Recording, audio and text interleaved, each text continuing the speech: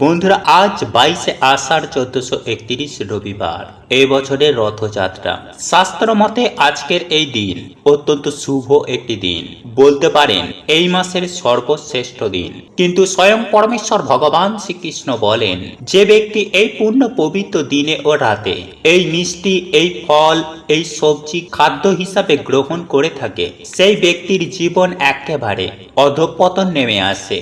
এক কথায় বলতে গেলে সেই ব্যক্তি আজীবন দুঃখ দুর্দশায় জ্বলে মরে। ঠিক তেমনি স্বয়ং জগন্নাথ দেব বলেন যে আজ এই পূর্ণ পবিত্র রথযাত্রার দিন, যে ভক্ত রথযাত্রার মাহাত্ম্য কথা একবার শ্রবণ করবে, সেই ব্যক্তির ভাগ্য ফিরে যাবে।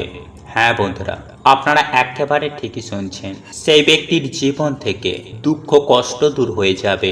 বন্ধুরা, শাস্ত্রে বলা হয়েছে, রথস্থ বাম ন দিষ্টা পুনর্জন্ম ন বিদ্যাতে, অর্থাৎ রথের ওপর অধিষ্ঠিত বামন জগন্নাথকে দর্শন করলে তার পুনর্জন্ম হয় না।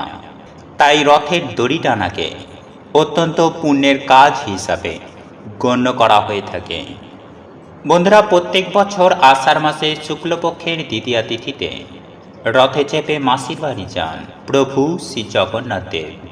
সঙ্গে যান তার দাদা বলরাম এবং বোন সুভদ্রা। কিন্তু হঠাৎ মাসির বাড়ি কেন এত পছন্দ জগন্নাথ দেবের? সেই মাসির নামই বা কি? কোথায় তার বাড়ি? কেনই বা এই সময়ে এই পবিত্র রথযাত্রা উৎসব পালন করা হয়?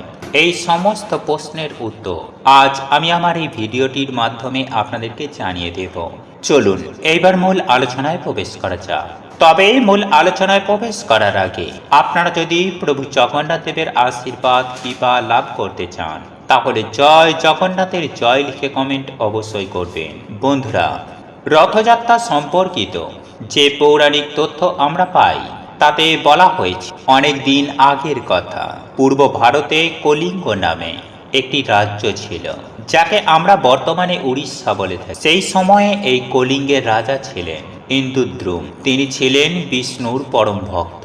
তিনি তার নিজের রাজ্যে গড়ে তুললেন একটি মন্দির, তার নাম শ্রীক্ষেত্র, এখন যাকে আমরা বর্তমানে চিনি জগন্নাথ ধাম হিসাবে। কিন্তু মন্দিরে কোনো বিগ্রহ ছিল না। কিন্তু একদিন এক তেজস্বী সন্ন্যাসী তার রাজসভায় পদার্পণ করলেন। ভক্তিপরায়ণ রাজা ইন্দ্রদ্যুম্ন পরম যত্নে সেই সন্ন্যাসীর সেবা যত্ন করলেন। সন্ন্যাসী ভারতবর্ষের সমস্ত তীর্থক্ষেত্রের কথা বলে পুরুষোত্তম ক্ষেত্র নীল পর্বতে ভগবান বিষ্ণুর পূজার কথা জানালেন। সেখানে ভগবান বিষ্ণু গুপ্তভাবে সবর জাতিদের দ্বারা নীল মাধব রূপে পূজিত হচ্ছে। ইনি পরমেশ্বর ভগবান বিষ্ণুরই এক রূপ। বন্ধুরা, নীল মাধব সাক্ষাৎ মুক্তিপ্রদায়ক, তিনি মোক্ষ প্রদান করেন। সন্ন্যাসীর কথা শুনে ভগবান বিষ্ণুর পরম ভক্ত রাজা ইন্দ্রদ্যুম্ন ভগবানের এই রূপ দর্শনে আকুল হলেন। এরপর রাজা নীল মাধবকে খুঁজতে লোক লস্কর পাঠালেন। কিন্তু নীল মাধবকে পাওয়া কি এতই সহজ? খুঁজে পেলেন না কেউই। সকলেই ফিরে এলেন। কেবলমাত্র ফিরলেন না রাজার পরম বিশ্বস্ত ব্যক্তি বিদ্যাপতি। বিদ্যাপতি সবরদের দেশে এসে সবরদের রাজা বিশ্ব বসুর সাথে সাক্ষাৎ করলেন। সবররাজ বিশ্ব বসু বিদ্যাপতিকে সাদর অভ্যর্থনা করে অতিথি সেবার জন্য নিজের কন্যা ললিতাকে দায়িত্ব দিলেন। কিছুদিন সেই স্থানে থাকার পর ললিতার সাথে প্রেম হয় বিদ্যাপতি, এবং তা শেষ পর্যন্ত বিবাহে পরিণত পায়। বিদ্যাপতি সেই জঙ্গলে সুখেই বাস করতে লাগলেন। বিবাহের পর বিদ্যাপতি দেখলেন রোজ সকালে সবররাজ বিশ্ব বসু কয়েক ঘন্টার জন্য জঙ্গলের কোথাও একটা যান। রোজ সকালে কোথায় তিনি যান, এই প্রশ্ন তিনি তার স্ত্রী ললিতাকে করে জানতে পারলেন যে জঙ্গলের মধ্যে একটি গোপন জায়গায় নীল মাধবের পূজা করতে চান সবররাজ বিশ্ব বসু। উৎসাহিত হয়ে উঠলেন বিদ্যাপতি। নীল মাধবের সন্ধান এতদিনে পাওয়া গিয়েছে, তখন আর ছাড়া যাবে না। তিনি তার শ্বশুরমশাই বিশ্ব বসুর কাছে নীল মাধবকে দর্শন করার জন্য অনুরোধ করলেন। বিশ্ব বসু প্রথমে রাজি না হলেও অবশেষে মত দিলেন। তবে শর্ত দিলেন যে বিগ্রহ পর্যন্ত চোখ বেঁধে যেতে হবে বিদ্যাপতিকে। বিদ্যাপতি তাতেই রাজি হয়ে গেলেন, কিন্তু বিদ্যাপতি একটি বুদ্ধি করেন। তিনি যখন চোখ বন্ধ অবস্থায় নীল মাধবকে দেখতে চান, সঙ্গে করে সর্ষে নিয়ে যান। হাতে এক মুঠো করে সর্ষে নিয়ে সারা রাস্তায় ফেলতে ফেলতে যান। এই সমস্ত কাজ বিশ্ব বসুর অগোচরেই সম্পূর্ণ হয়। বিদ্যাপতির উদ্দেশ্য ছিল নীল মাধবকে পুরীতে নিয়ে যাওয়ার। এতদিনে নীল মাধবের সন্ধান পাওয়া গেছে। এতদিনে এই খবর তিনি রাজা ইন্দ্রদ্যুমের কাছে পাঠায়। রাজা ইন্দ্রদ্যুম সৈন্য সামন্ত নিয়ে নীল মাধবকে দর্শন করতে গিয়ে শুনলেন নীল মাধব অন্তর্ধান হয়েছে। রাজা ইন্দ্রদ্যুম খুবই দুঃখ পেয়ে ভাবলেন, প্রভু দর্শন যখন পেলাম না, তখন এই জীবন রেখে আর কি লাভ। অনশনে তিনি পান ত্যাগ করার মনস্থির করলেন। এই সিদ্ধান্ত নিয়ে রাজা ইন্দ্রদ্যুম কুশসজ্জায় শয়ন করলেন। আর তখনই দৈববাণী হলো, হে রাজন, তোমার পান ত্যাগের প্রয়োজন নাই। এই স্থানে তোমার মাধ্যমে ভগবান জগন্নাথ দেব দারু বম্বরূপে পূজা পাবেন। সমুদ্রের জলে ভেসে আসবে যে কাঠ, সেই কাষ্ঠখণ্ড থেকে তৈরি হবে বিগ্রহ। শেষ পর্যন্ত দৈববাণী সত্য হলো। সমুদ্রে ভেসে আস জগন্নাথ দেবের বিগ্রহ নির্মাণে কাঠ, হাজার হাজার হাতি ঘোড়া সেপাই লোক লস্কর নিয়েও সমুদ্র থেকে সেই কাঠ তোলা গেল না। একদিকে ধরলেন সবররাজ, আর অন্যদিকে ধরলেন ব্রাহ্মণ পুত্র বিদ্যাপতি। জগন্নাথ দেব এর দ্বারা বোঝালেন তার কাছে ব্রাহ্মণ বা সবর কোনো ভেদাভেদ নেই, সকলেই সমান। মহারাজ এরপর তার কারিগরদের লাগালেন মূর্তি গড়তে। কিন্তু সেই কাঠ এমনই পাথরের মতো শক্ত যে ছেনি, হাতুড়ি এই সমস্ত কিছুই ভেঙে গেল, কিন্তু ভগবানের মূর্তি হলো না। তাহলে উপায় কি? মূর্তি গড়বে কে? মহারাজের আকুলতা দেখে বিদ্ধর বেশে হাজির হলেন স্বয়ং বিশ্বকর্মা। তিনি গড়বেন মূর্তি, তবে শর্ত দিলেন যে 21 দিন আগে নিজে দরজা না খুললে কেউ যেন তার ঘরে না আসে। শুরু হলো মূর্তি গড়ার কাজ। দরজা বন্ধ করা অবস্থায় এই মূর্তি তৈরি হতে লাগলো। কিন্তু এই দিকে রাজার রানী গণ্ডিচার মন কিছুতেই মানতে চায় না। স্বভাবেই নারী জাতির মন চঞ্চলা হয়। রানী গণ্ডিচা ভাবলেন, এই বদ্ধ দরজা একবার খুলেই দেখি কেমন হচ্ছে ভগবান শ্রী বিষ্ণুর বিগ্রহ। এই ভেবে মহারানী 14 দিনের মাথায় শেষ পর্যন্ত কৌতূহল নিবারণ না করতে পেরে দরজা খুলে দিলেন। আর দরজা খুলেই দেখতে পেলেন বৃদ্ধ কারিগর উধাও হয়ে গেছে। পড়ে আছে 3টি অসমাপ্ত, যার হাত পা কিছুই করা হয়নি। অনুশোচনায় আরো ভেঙে পড়েন রাজা ইন্দ্রদ্যুম এবং রানী গণ্ডিচা। সেই দিনেই রাজা ইন্দ্রদ্যুমকে স্বপ্নাদেশ দিলেন স্বয়ং প্রভু জগন্নাথ দেব। তিনি বললেন যে এই রকম আগে থেকেই নির্ধারিত ছিল, তিনি এই রূপেই পূজিত হতে চান। আর এরপর থেকেই ভক্তদের মধ্যে জনপ্রিয়তা লাভ করে প্রভু জগন্নাথ দেব। এইবার আসা যাক রথের কথায়। বন্ধুরা, প্রভু জগন্নাথ দেবের প্রধান অনুষ্ঠান হলো এই রথযাত্রা। এই দিন দাদা বলরাম এবং বোন সুভদ্রা মাসির বাড়ি যান প্রভু শ্রী জগন্নাথ দেব। মাসির বাড়ি অর্থাৎ রাজা ইন্দ্রদ্যুমের পত্নী গণ্ডিচার বাড়ি। সেখান থেকে আবার 7 দিন পর আবার মন্দিরে ফিরে আসে প্রভু জগন্নাথ, আর এটাকেই মাসির বাড়ি যাওয়া বলে। পরপর 3টি সুসজ্জিত রথে চেপে মাসির বাড়ির উদ্দেশ্যে যান প্রভু শ্রী জগন্নাথ দেব। এই যাওয়াকে সোজা রথ, আর ফিরে আসাকে উল্টো রথ বলা হয়। রথের দিন পরপর 3টি রথ যাত্রা করে মাসির বাড়ি। প্রথমে যায় বলরামের রথ, তারপর সুভদ্রা এবং সব শেষে প্রভু জগন্নাথ দেবের রথ। রথে চেপে এই গমন প্রত্যাগমনকে সোজা রথ ও উল্টো রথ বলে। বন্ধুরা, এই ছিল প্রভু জগন্নাথ দেবের রথযাত্রার কাহিনী বা মাহাত্ম্য। আপনারা যদি চরম সৌভাগ্যের অধিকারী হতে চান, জীবনে সব দিক থেকে সুখ, শান্তি, সমৃদ্ধি পেতে চান, তাহলে অতি অবশ্যই পবিত্র রথযাত্রার দিন বাড়িতে যদি আপনাদের প্রভু জগন্নাথ দেবের মূর্তি বা ছবি থেকে থাকে, তাহলে ওনার পুজো আরাধনা করুন। এর ফলে অপার সৌভাগ্যের আপনারা অধিকারী হবেন।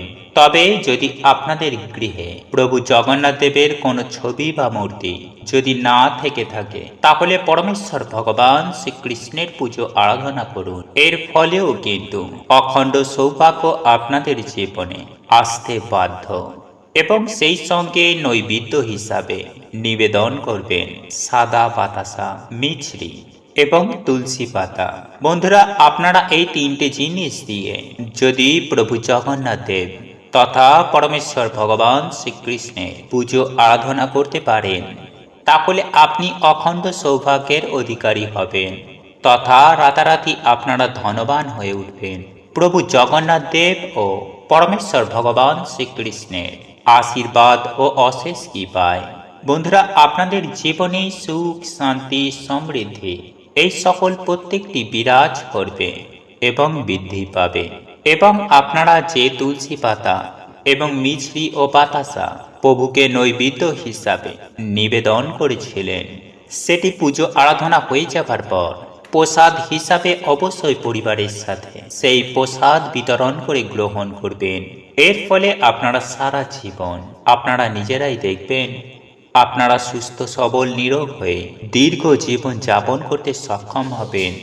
বন্ধুরা, এরপর আমরা জেনে নেব যে কোন সেই তিনটি সবজি যদি আপনারা ভুল করেও মুখে তোলেন এই পবিত্র রথযাত্রার দিন, তাহলে সংসার কিন্তু আপনাদের জ্বলে পুড়ে শেষ হয়ে যাবে সেই সম্পর্কে।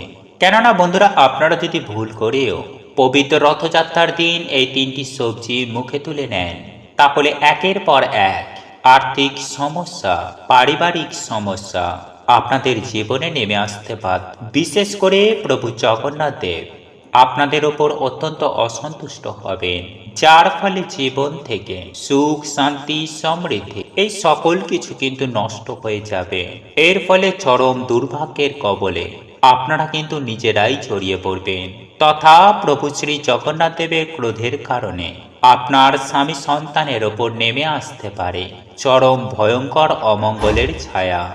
এরই পাশাপাশি এই ভিডিওটির মাধ্যমে আপনাদেরকে জানিয়ে দেব এমন তিনটি খাবার বা সবজির ব্যাপারে, সেইগুলি যদি আপনারা পবিত্র রথযাত্রার দিন খেতে পারেন, তাহলে আপনারা কি যে সৌভাগ্যের অধিকারী হবেন তা আপনারা হয়তো নিজেরাও কল্পনা করতে পারবেন না। তাহলে আসুন জেনে নেওয়া যাক যে কোন সেই তিনটি সবজি যেগুলি আপনারা ভুল করেও পবিত্র রথযাত্রার দিন গ্রহণ করবেন না। দেখুন বন্ধুরা, আপনারা এই তিনটি সবজি বাড়ির বাইরে যেরকম খাবেন না, ঠিক তেমনই নিজের ঘরে রান্না পর্যন্ত করবেন না। কারণ এই সবজিগুলির সাথে প্রভু জগন্নাথ দেবের বিশেষ সম্পর্ক রয়েছে।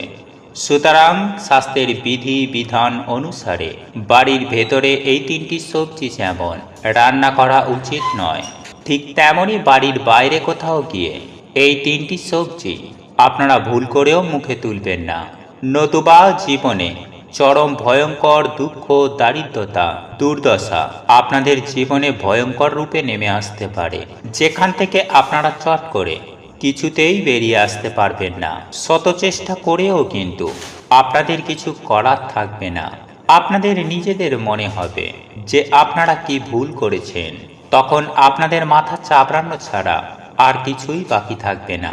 তাই বন্ধুরা, নিজেদেরকে একটু সংযত রেখে পবিত্র রথযাত্রার দিন এই তিনটি সবজি খাওয়া থেকে নিজেদেরকে বিরত রাখতে পারেন, তাহলে প্রভু শ্রী জগন্নাথের কৃপায় আপনাদের জীবনে কখনোই অর্থের কমতি হবে না, পরিবারে আয় উন্নতি বৃদ্ধি হবে, পরিবারের মধ্যে কলহ কমবে এবং সদস্যদের শারীরিক দিক, অর্থনৈতিক দিকটি অত্যন্ত সুস্থ সবল থাকবে এবং চমৎকারভাবে বৃদ্ধি পাবে আপনাদের আর্থিক ভাগ্য তথা সেই সঙ্গে আপনাদের জীবনে আসবে অপার সুখ, শান্তি এবং সমৃদ্ধি। বন্ধুরা, আমি সবার প্রথমেই আপনাদেরকে জানিয়ে দেব যে এই পবিত্র রথযাত্রার দিন কোন সেই তিনটি সবজি আপনারা ভুল করেও মুখে তুলবেন না সেই সম্পর্কে।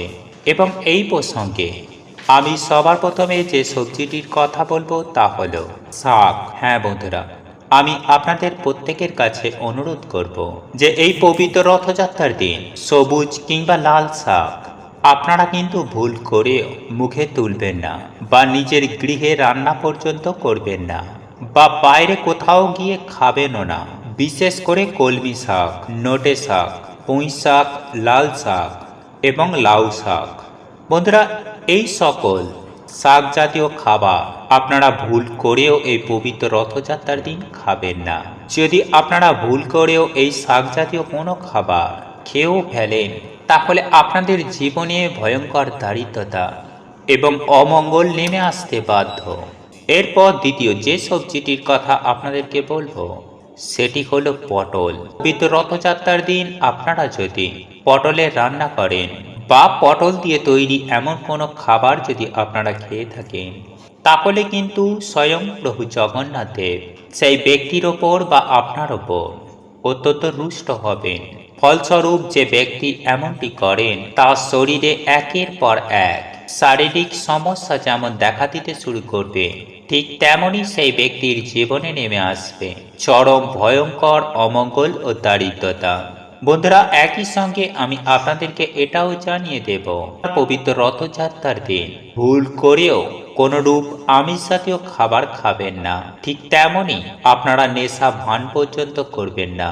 যদি আপনারা কোনরূপ আমিষ জাতীয় বা নেশার দ্রব্য যদি গ্রহণ করেন, তাহলে কিন্তু প্রভু শ্রী জগন্নাথ দেব অত্যন্ত রূপে আপনাদের ওপর রাগান্বিত হবেন, যার ফলে আপনাদের পরিবারে সুখ বিনষ্ট হবে, শান্তি চলে যাবে, পারিবারিক অশান্তি, শারীরিক সমস্যা দেখা দেবে, অর্থ ইনকাম বন্ধ হয়ে যাবে।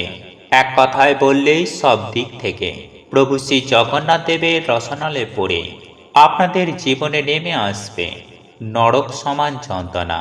যাই হোক বন্ধুরা, এরপর তৃতীয় অর্থাৎ সর্বশেষ যে সবজিটি বা খাবারটির কথা আপনাদেরকে জানিয়ে দেব, যেটি আমি আপনাদেরকে পবিত্র রথযাত্রার দিন খেতে বারণ করব, সেটি হলো কোনরূপ তেতো জাতীয় খাবার।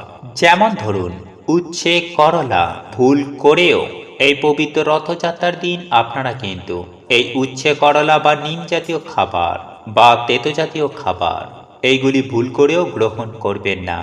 বন্ধুরা, আপনারা প্রত্যেকেই জানি যে প্রভু জগন্নাথ দেবের কাঠামোটি কিন্তু নিম কাঠ দিয়ে তৈরি করা হয়।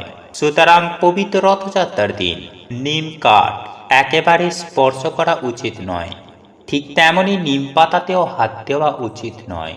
ঠিক তারই সাথে সাথে সমস্ত রকম তেতো জাতীয় খাবার খাওয়া থেকেও নিজেদেরকে বিরত রাখা উচিত। বন্ধুরা, যদি আপনারা এমনটি পারেন, তাহলে আপনার এবং আপনার পরিবারে মঙ্গল অবশ্যই হবে। বন্ধুরা, আমি একই সঙ্গে আপনাদেরকে জানিয়ে রাখি যে আপনারা যদি রাস্তার ভিখারি হতে না চান, তাহলে আজ আমি আমার এই ভিডিওটির মাধ্যমে যে কয়েকটি সবজি বা খাবারের কথা বললাম, সেইগুলি কিন্তু পবিত্র রথযাত্রার দিন ভুল করেও মুখে তুলবেন না, নতুবা নিজেদের সর্বনাশ কিন্তু আপনারা নিজেরাই ডেকে আনবেন, যা শত চেষ্টা করেও আপনারা কিন্তু কোনরূপ সমস্যার সমাধান খুঁজে পাবেন না।